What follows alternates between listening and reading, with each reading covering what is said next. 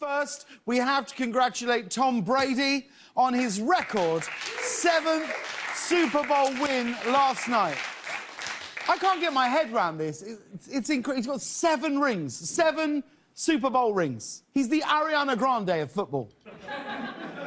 He's running out of fingers. That's what I realised last night. Because you can't be thumbing those rings. He's running out of fingers. If he keeps going at this rate, this could eventually lead to something that's almost too horrible to imagine, an adult man wearing a toe ring. Think about this. Reg, in Tom Brady's career, 1 out of every 3 seasons that he's played, he's ended up in a Super Bowl victory. You know what those are? Those are James Corden numbers. Roughly 1 out of every 3 of these jokes will be good. Now, Reg, I know that you watched last night. In your expert opinion, what was the play that turned it around for the Bucs? It was when Joe Montana was on the sidelines and he dropped part of a sandwich and he bent down to get it. And as he did it, one of the players that was following a person with one of the balls in the game saw that he dropped his sandwich and then kind of instinctually went to go help him, and then that cost them a point. And that's it. That's how it all turns around. Yeah. That's how it all turns around. Yeah, it's unfortunate, but... Did you watch any of it? I did not. Did anyone in the band watch any of it? No. No. Hagar? Now I feel like I did after Reggie explained everything. So Honestly, that's a no. I would believe what he said. Yeah, I watched a bit, yeah. You watched it? Yeah. I found myself getting rather into it.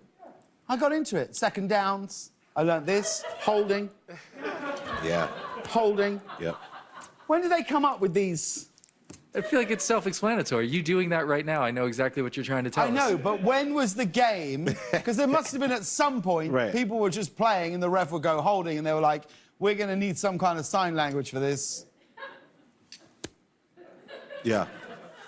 Yep. Yeah, those have probably been around for a while. I think the game's been around since like 1850 or something. Rob, I appreciate this. I'm saying, Rob. but when they first played it, they weren't giving these. Because is that not for a stadium audience, is it not? I think it's for the players and the coaches to know what they've been called for. Ah. Oh. I do find it funny that the referees in football are on a microphone. Yeah. I don't think any other sport in the world, the ref's on a microphone. I'd be so tempted if I was a ref, just to be, like, adding in a song. Wouldn't you, though, like... Yes. She's trying to get a record deal off the back of it. The singing ref. Holding back the player, oh, yeah. That's awesome. There's so much advertising during football. I am so surprised that the ref isn't like, this holding was brought to you by Progressive. It's only a matter of time. Well, I think you just planted the seed. The Carl's cam, the Carl's Jr. cam, like, just like madness. My favourite moment of the game was when a man wearing a hot pink one-piece ran onto the field. Here he is here. Look at him there. Now, here's my complaint with this, right? I love a streaker. I absolutely love it. I think it raises any sports occasion. Absolutely. But I would say to that man, if you're going to streak, streak. Yeah, Like, right. do it properly. You know what I mean? Put the whole thing out there. Yeah. You can't go, I'm going to streak on the pitch, but then be like, but I'm going to do it in a one suit because I want to maintain a sense of mystery. This is my favourite part. A radio announcer called the action as if this man streaking were a play in the game, and he got pretty worked up about it. Here it is here. And now he's happy and chase. He's running down the middle of the 40. Arms in the air in a victory salute. He's pulling down his pants. Put up your pants, my man. He's being chased to the 30. He breaks a tackle from a security guard. The 20, down the middle, the 10, the 5. He slides at the 1, and they converge on him at the goal line. Pull up your pants, take off the bra, and be a man.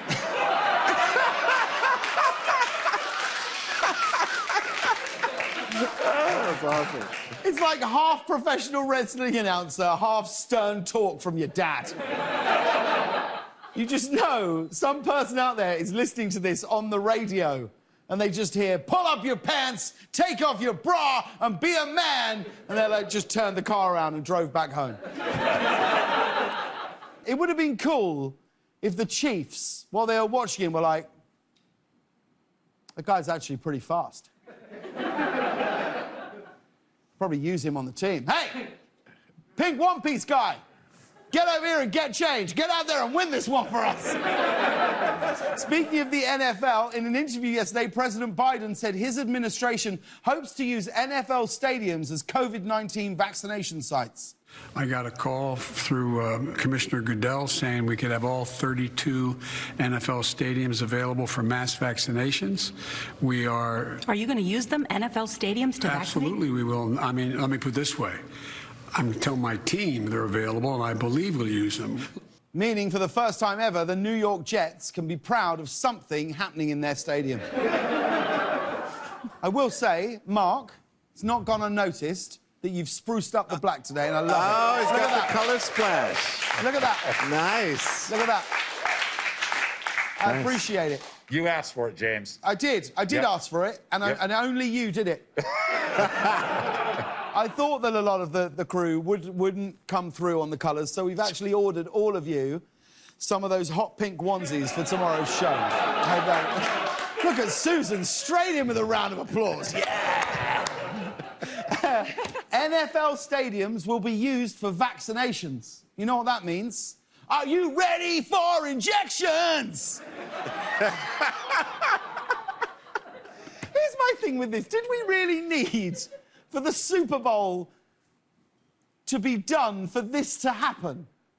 That's what it sounded like. It sounded like now that the NFL stadiums are... Like, the Cincinnati Bengals haven't played a game since January 3rd.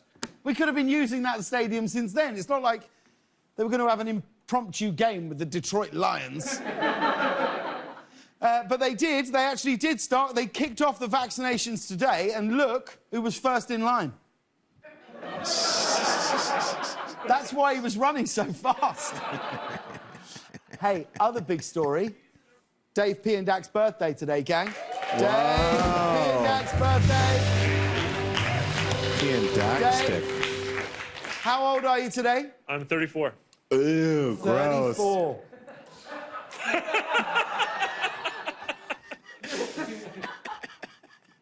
34. Yep. No, he is, honestly, he is. What did you get for your 34th birthday? An office chair for working from home. Who got you that? Chair. My boyfriend. Oh, you old romantics. It's what I wanted. It's the kind of gifts you ask for when you're 34, I guess.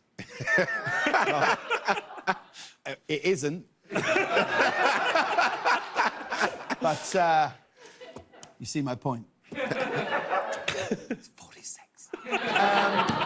And Dave, and Rob, we've got Dave a cake? No, Dave, sorry. Oh, COVID cake. Because of COVID.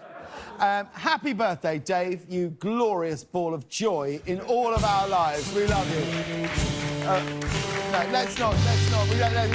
Yeah, that's enough. We don't need to do the song. It's like, let's not. There's too many birthdays. If we do it for Dave, then someone's going to get upset that we didn't do it for their birthday. Let's not do a song, you know. Look, we're padding time. We thought we had Gronk on the show. We haven't, so we'll talk about Dave. Be here tomorrow. You what? Be here tomorrow. Gronk's on tomorrow? Yeah. Yeah, that's us. 58 hours after the Super Bowl. We get him! So fresh. What's that? Thursday. Be on Thursday. What's that? Oh, after the hiatus. He's got a podcast.